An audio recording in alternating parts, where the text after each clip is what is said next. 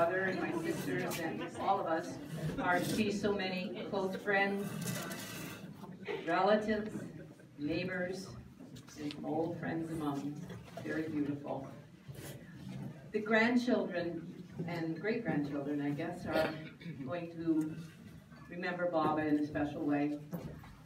And we're going to start with Baba's granddaughter, Nancy, and her husband, Steve, and two great-grandchildren, Sally and Evelyn. And they are going to perform a song that Nancy wrote for my mom's 90th birthday. And I'm sure you will enjoy it. My grandmother was an avid quilter, and the chorus of this song is actually the names of the whole tells the story of her life. And you get to know it by the end.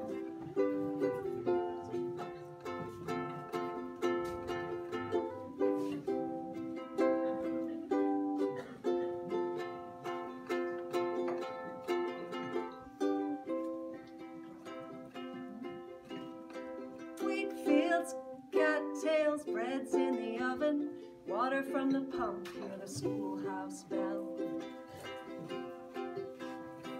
Little Steffi's up, her long legs are flying, running with her cousins in the prairie sun. Flying geese, log cabin, swinging the star, 9-patch turkey tracks, wedding ring, crossroads, whirling star, Patch's patch can. Grandmother's flower garden, love in her hands.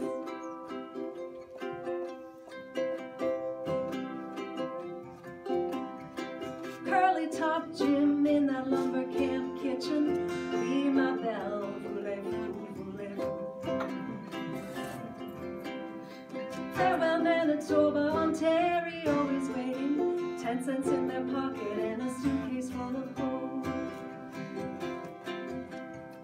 Flying geese, log cabins, pony trap, black shack, here come the babies, Ron and Sandra, Romalda and Louise.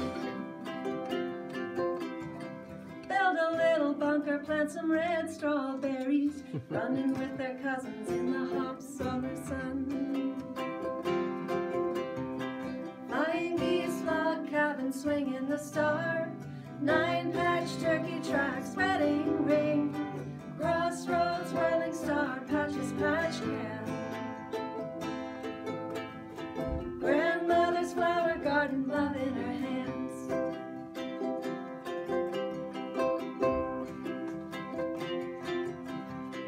Work hard, eat well, laugh with the family, plant a bigger garden, just an acre or two. Kids are married, the grandbabies tumbling, playing with their cousins in the sugar bush too. Flying geese, log cabin, swinging the star, 9-patch turkey tracks, wedding ring, crossroads, whirling star, Patch's patch can. Grandmother's flower garden, love in quilts for the weddings, a quiet pot of tea by the wood stove's heat. Great-grandchildren coming now, 15 and counting, running with their cousins on the sandy beach. Flying geese, log cabin, swinging the star, 9-patch turkey tracks, wedding ring, crossroads, whirling star, Patch's patch can. Grandmother's flower garden, love in her hands. Flying geese, log cabin, swinging the star, 9-patch turkey tracks, wedding ring, crossroads, whirling star, Patch's patch can.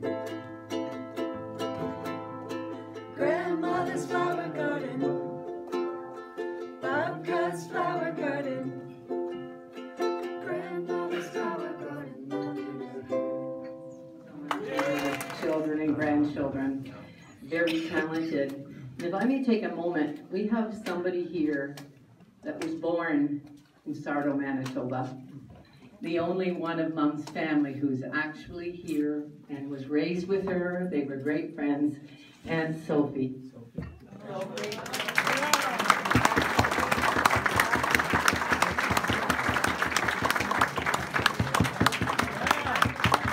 This way, and Sophie.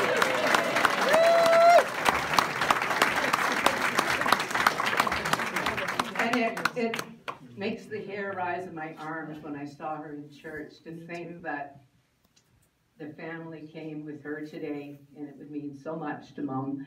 They were all here on Mom's 90th birthday, and to have Aunt Sophie here today, fabulous. And she's 95. And she's 95. And she still loves to go. Great-grandchild. And she is here to share a message from Louise and Jack's children in Saskatchewan. I'm going to read the letter that I have from my cousins out west. I was actually speaking with a friend this morning, and she said something that kind of struck me, I guess. She said, wow, you're so lucky to have had your great-grandmother alive for so much of your adult life. And I thought, you know, that's something that you don't really think about all that often, that not many people can say that. I think that for myself and all, I guess it's 15 of us now, as her great-grandchildren, it really was fantastic to have her as a part of our lives, and not something at all that we took for granted, but something that we'll certainly remember really fondly for a long time, and that we feel very loved. And Shauna, Crystal, and Todd, and Danny and Michelle, as well as all of Babka's great-grandchildren that I'm happy to read. I once read a quote that said, "What children need most are the essentials that grandparents provide in abundance." This quote could not be more accurate, as Baba was always showed us unconditional love, kindness, patience, comfort, and life lessons, like don't wake a sleeping baby. Our Baba did not have an overbearing personality. She was a gentle soul who led with quiet dignity and carried herself with grace, setting a wonderful example for her children and grandchildren. She was a strong believer in faith. She lived for her family, and she was a force to be reckoned with in the kitchen. Today, our hearts ache as we say goodbye to our beloved Baba, but together we find comfort in knowing that after 20 years without Dita, she has finally made a selfish decision to find her way back to him. In a world that is ever changing, it is easy to skip over traditions and cultural pastimes. However, over the weeks, months, and years to follow, we will honor Baba by living these traditions and sharing our stories with our children, thus passing on her legacy for generations to come. It's the woman that makes the man. I wasn't sure if I agreed with that at the time, but I took that as a profession of his respect and love for Aunt Stephanie. I have so many childhood memories of the kindness that they showed and that she showed. When I was very small, Bernie and I had to get on the bus, and we transferred at the high school to take another bus. And then on the way home, Aunt Steffi was the custodian at the high school, and instead of taking that second bus home, we would sit with her in her little, it wasn't even an office, it was a closet. We would sit in her closet at the end of the day until it was time for her to leave, which was 4 o'clock. But we all know how efficient she was. So she had all her work done, and she would crochet at the end of the day. And I watched that crocheting, and I would go home and say, Mom, I have to learn to do that. And to this day, when I look at my Christmas tree with all the little crochet decorations that I was able to make because of that inspiration, I think of Aunt Steffi. Oh, nice. She taught me to peel potatoes. I peel potatoes still too slow for Aunt Steffi, but I remember her trying to teach me how to peel potatoes. I don't even know why or when. So many times, I know my mom was older when she had Bernie and I, and I'm sure Aunt Steffi and Uncle Jim would take us to the beach every once in a while just to give Mom a break, and I remember those times very fondly. they were an inspiration to me, and she was an inspiration to me in creating a perfectly neat and tidy, clean, and organized home. Unfortunately, I still haven't achieved that goal. But when I walked into their home, I felt such peace. And I use the word home and not house because that is exactly what Aunt Steffi did. She created a beautiful home. And a home is where people get together to love, to laugh, to eat great food, and to work together. And that is what I gained from living next to Aunt Steffi. Bernie and I were welcomed in that home at a drop of a hat, and often they opened their doors to us when we needed help and when we needed support. We are deeply grateful to have had an aunt and a neighbor. We couldn't have asked for a better aunt or neighbor. Thank you. I stand here on the bridge called, for a lack of creativity, Grief. We're all likely familiar with it and stood on it several times throughout our lives. It suspends you between the emotions of grief and relief.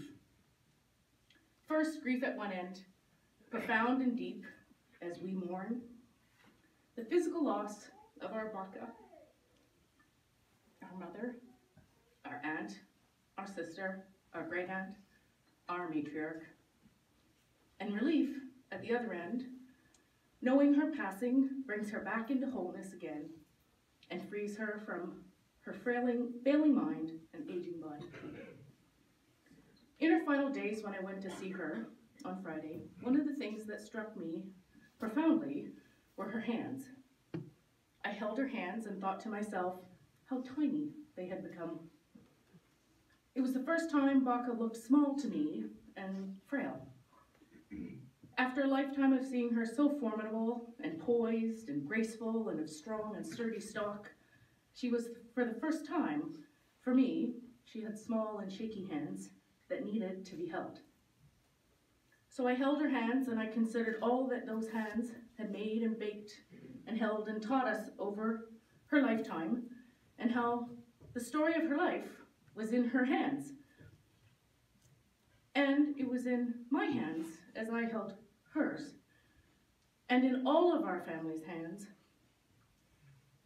Anne Frank said, and I quote, "The final forming of a person's character lies in their own hands, evidenced by always having a large bottle of Vaseline Intensive Moisture Lotion in the bathroom," which she applied liberally.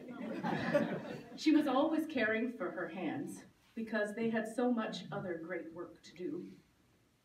Her whole life, she used them to give love to her family in ways we have all benefited from throughout our lives. She used those hands to cook and bake, to garden and preserve, to sew, quilt, and crochet, to comfort and to love. Lisa shared one of her favorite memories with me. Her and Nancy went to Babka's to learn how to make pierogi. Babka had peeled and boiled about 10 pounds of potatoes by the time they got there. So when I came in yesterday and I saw the amount of potatoes, I thought, you know, Babka would have those peeled up lickety split, and she'd be boiling them in the kitchen to make pierogies, but how profoundly appropriate it was that they were there. Anyways, Lisa and Nancy each got a bowl with about 10 cups of flour in it. And Lisa says to this day, she has no idea what else went in the dough. As Babka kept adding this and that and telling them that you just have to feel when it's ready. The best part of it, she says, was when Babka pulled out about 4 packs of cream cheese for the filling. 2 were regular and 2 were light, because Babka said you don't want them to be too heavy. And when she'd make those pierogies, or her famous halapshi, or nalisnike. So halapshi is the cabbage rolls, nalisnike were her amazing cheese rolls. It took very nimble fingers and gentle hands to stuff the pierogies and seal them just so they wouldn't perfect amount of rice filling and wrap those cabbage rolls and to fill those tender crepes filled with cheese, cinnamon, and then baked in heavy cream. Such strong hands doing such tender, careful work.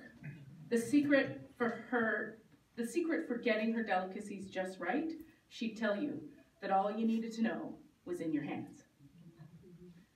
Those same hands that did that tender work were also incredibly strong.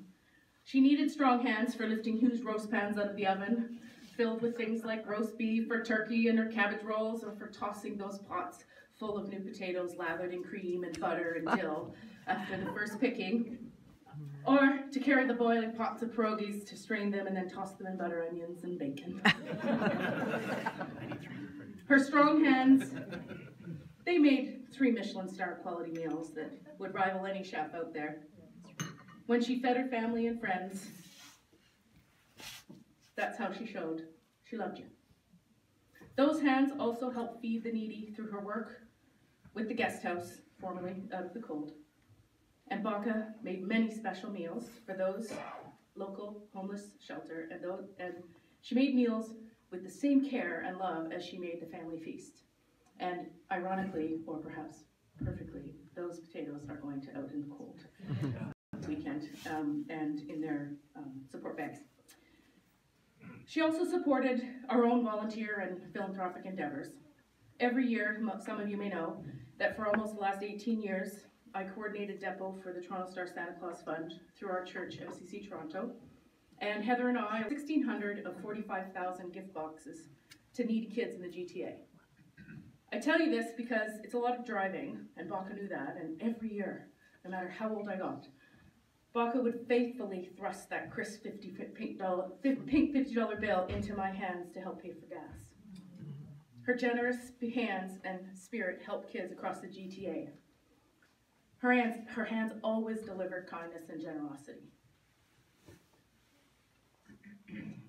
She had hands that baked tea biscuits, sour cream cookies, bachelor buttons, jam jams, tarts, tea bars, coffee cake, bubble loaf, cobblers, and puddings. I could name some more, but we all know just about every sweet treat that you can imagine, Babka could make it. One of my favorite things that she always made was her rice pudding. One year she had gone on a trip to Scotland, I think. Pretty sure it was Scotland, or in England. I don't know, made sure she'd correct me. And she it has to be right. And she had brought back a stick, and it was about that long.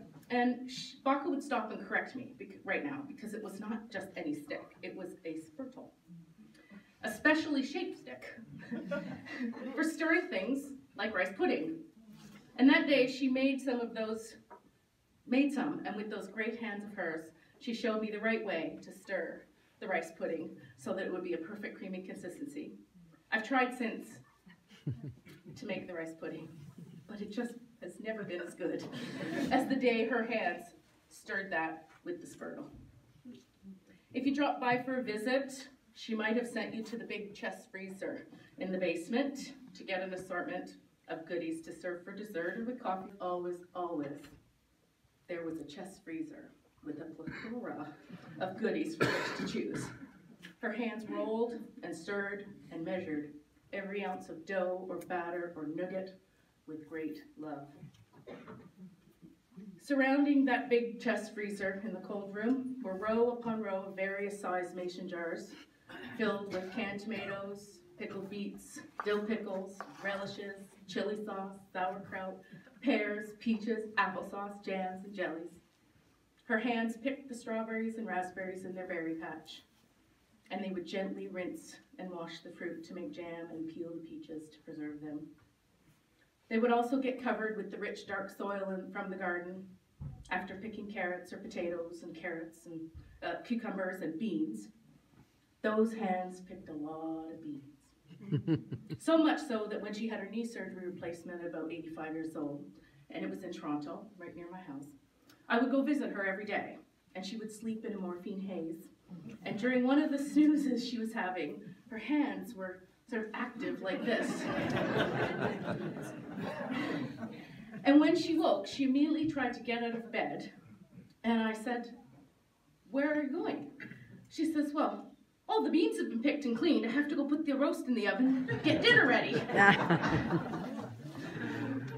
She had been picking beans in her morphine haze, her hands perfecting the task over all those years.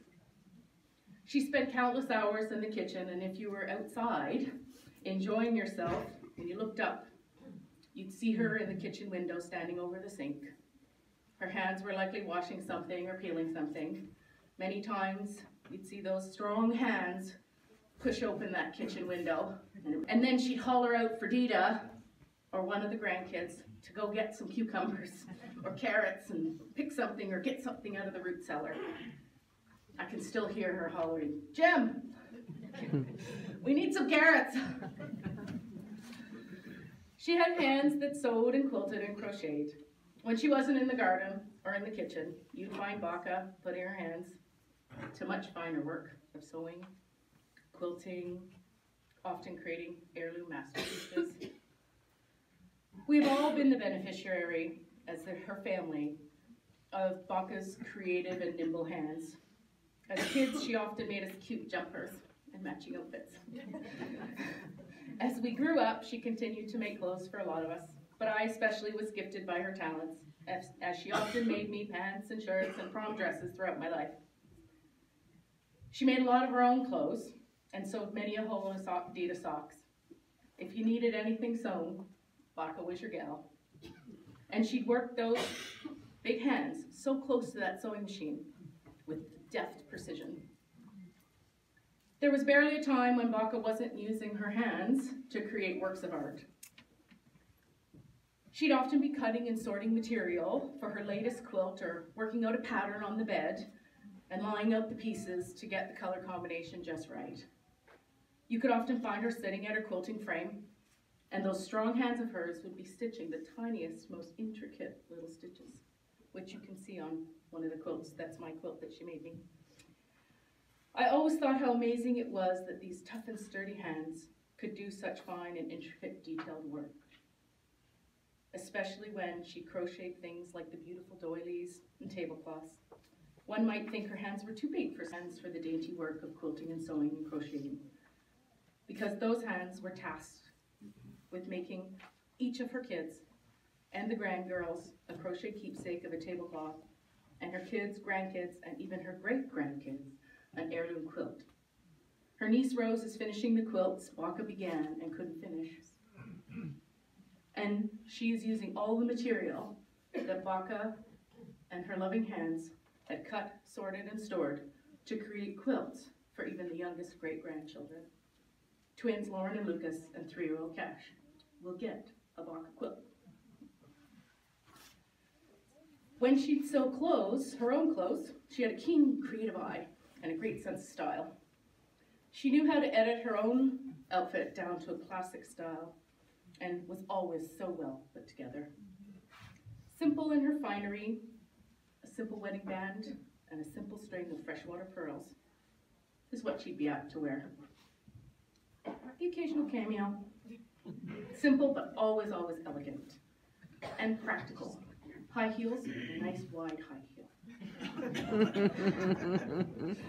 As she'd get ready for a party or a family gathering, her hands would gently check her neck for her string of freshwater pearls that would almost certainly adorn it.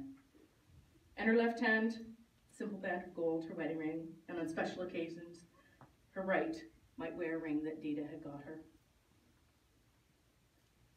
Looking through the hundreds of photos that Uncle Ron and Nancy and I posted to Facebook, you can see how she always looked her best and had a physical sense and a great passion and grasp of fashion, even in her peach and beige bell bottoms.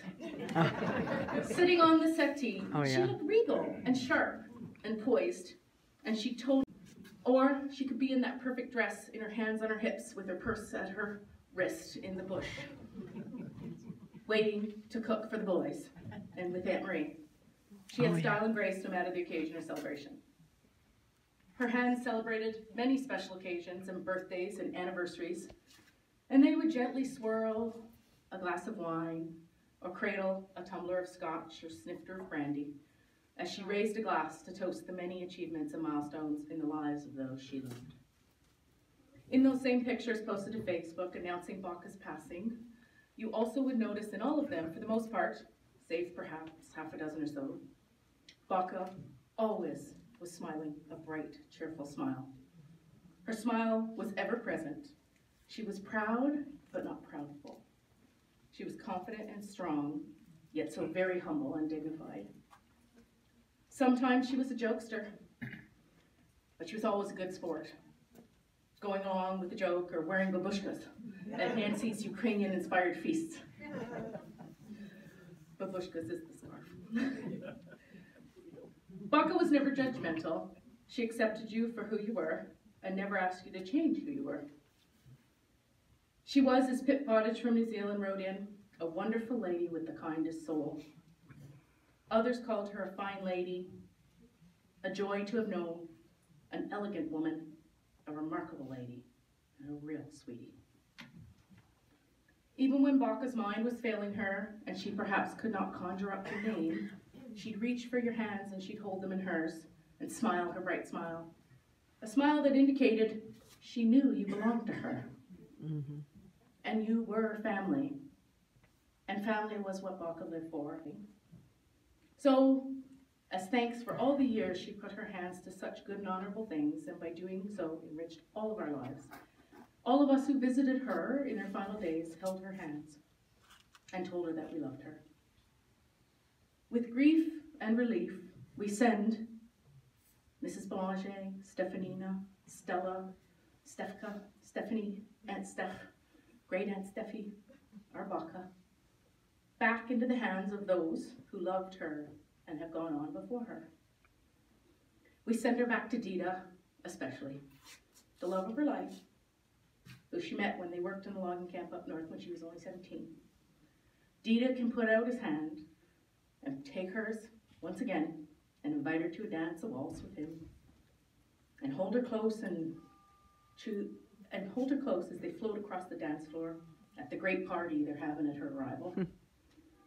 And we here wave a final goodbye and blow our final kiss. We love you, Babka. You're in good hands now.